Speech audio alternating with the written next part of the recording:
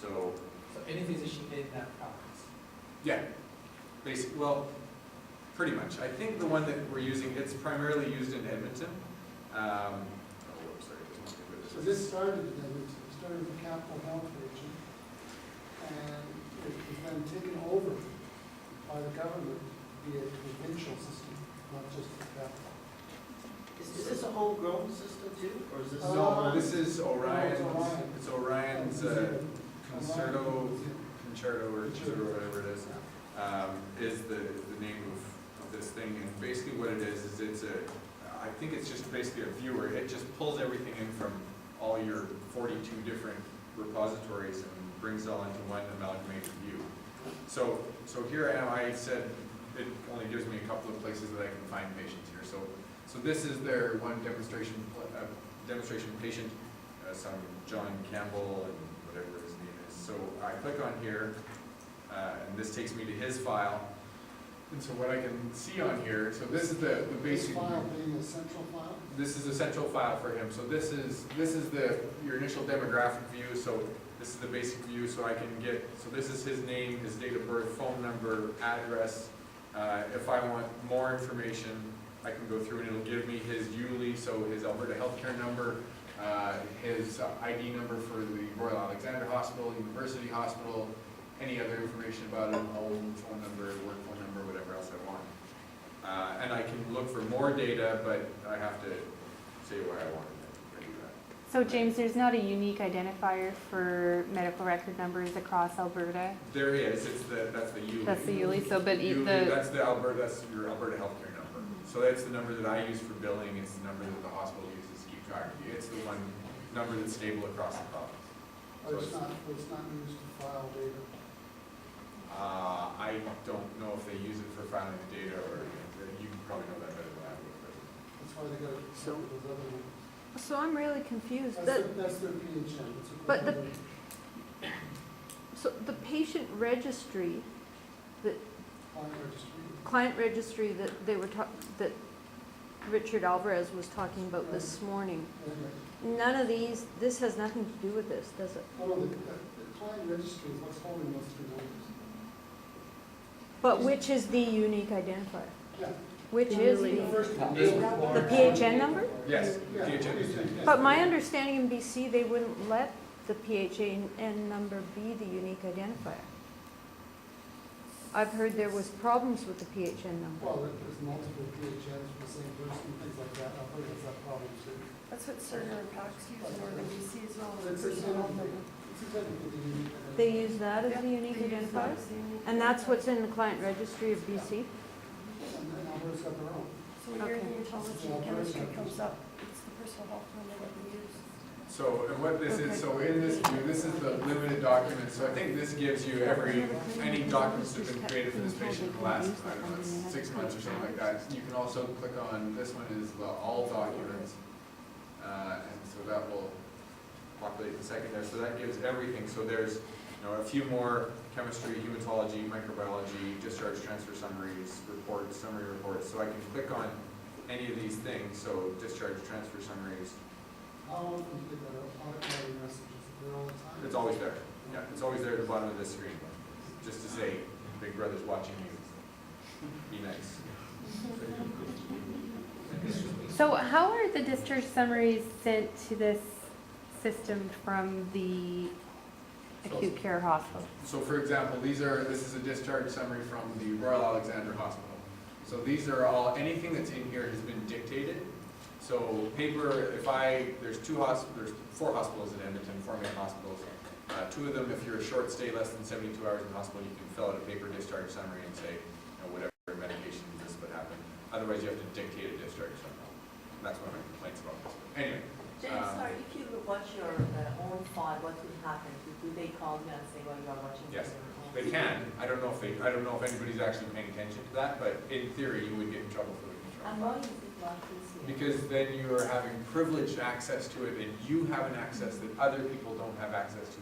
If I'm Joe Schmo patient that isn't a doctor, I can't go into here and look up my own information. So why should you be allowed to? Because you're a doctor.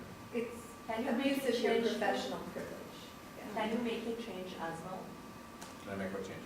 So like change any occupation? Can I change their information on this? Yes, can you? In this, well, only information, I can change, well, no. The short answer is no. But anyway, so It's basically a read-only system, right? pretty much. There's also, when I log into it for myself, there's also an e-signature thing where anything that I've dictated, I can go in to sign off whatever my dictations were, and I have the ability in there to edit it and go through and change whatever I want in what I've dictated, and then save that and sign off on it. So then it will go in there as the official thing. So in this, this is just whatever your dictated discharge summary, whatever the doctors dictated for them. And then these are things like a community care profile. We see lots of these things. I don't really know what they In are. regards to the body of the report for the discharge summary, there's no template, just free text. Free text, yeah, it's all free text. It's just what they've dictated. Is there anyone who's coding this kind of, part of the summary? I- Further? I assume so. Like they've got to do their discharge abstracts. All this data has to be coded to feed the CIHR. Right. Okay, that's a separate process. And I assume they use that. I assume they use the discharge summary for that. But anyway, this is just whatever random information's in there. This one's, I guess, and then there's other flow sheets here. This is like our Alberta Health Service flow sheet. It'll go through and list off all your blood tests for the last, whatever period of time, your last 6 things that were done or something, and you can graph these and so on. And there's different ones for Edmonton has one that they like, and there's one for Calgary that they like better, and there's an ICU one, and it also has, here, let's see if this one will do, there's an immunization history. I guess this sample patient didn't have one recorded. This is this is the pharmaceutical information network. And this test accounts login, or their fingers been suspended. Anyway, so that's where if they're over, I think it's if they're over 65, you'd be able to pull up all their medication information just within this. It's because in Alberta, the government covers medication drugs for people over 65 through Blue Cross. And Blue Cross feeds the government repository every night.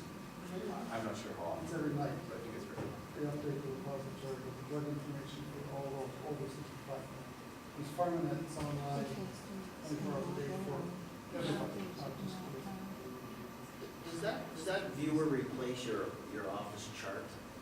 And I'm sort of about this because obviously for medical legal reasons, you've got to maintain an office chart that has all the information. Now, theoretically, this has all that information in it. Can you print off this, for example, if you get a request from a lawyer system, can you print off your? I can print off here. I just go to click print and it will print whatever I want from here.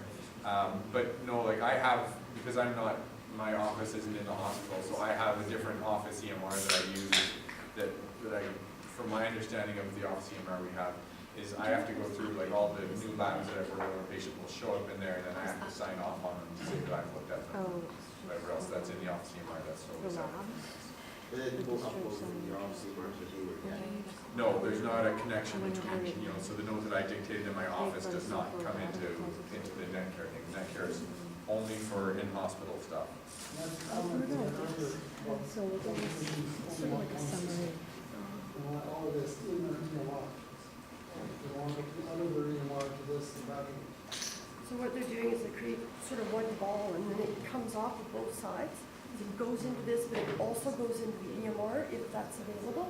So you can go in and you can look at it here. You can also get it inside your EMR. So quite often physicians will have the exact same information in their EMR if it's available, but they can also go and look into this if they don't have access to their EMR at the same time. It's almost like this is almost like an EMR in a way, and then they have their own, but the information's in both. Does that make more sense?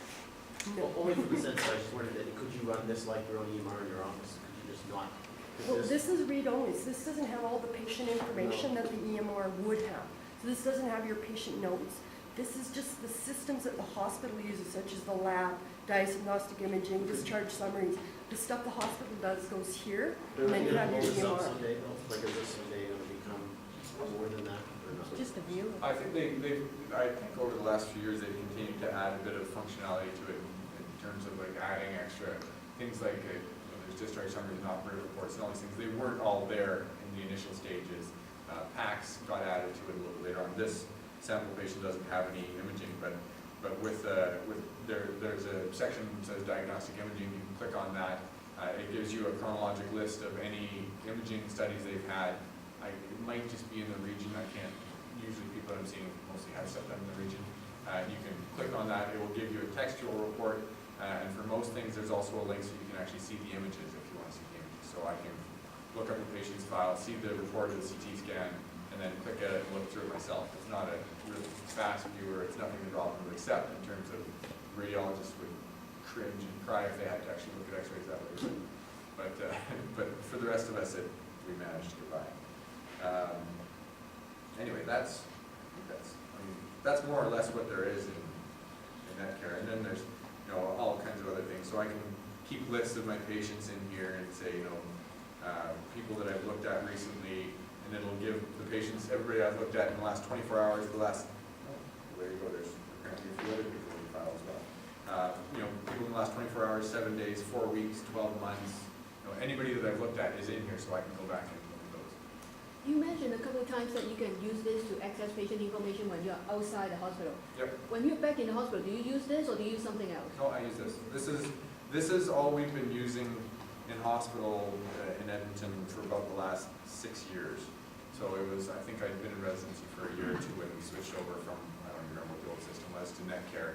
And this is basically all that's used. There's a couple of the old doctors and a few of the old nurses, that there is still, there's still a VAX system. There's a VAX legacy computer system running behind this, just pumping all the data into this. What did you call it, a VAX? VAX. Digital. Digital copies.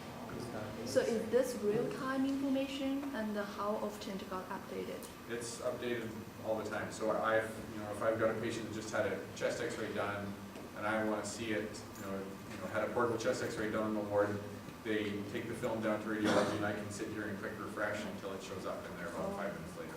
So as soon as it's available, it comes in here. And there is a separate thing from this. There's a separate PACS viewer that is also accessible remotely, so I can log into that here. It doesn't have a training link, so I'd have to show you every x-rays. Edmonton also has the ability, and I think it's only Edmonton, I don't think Calgary has it yet. Edmonton has the ability that it will also build into that all of the imaging done in the private radiology. A lot of the imaging is done in private, it's not done in the hospital.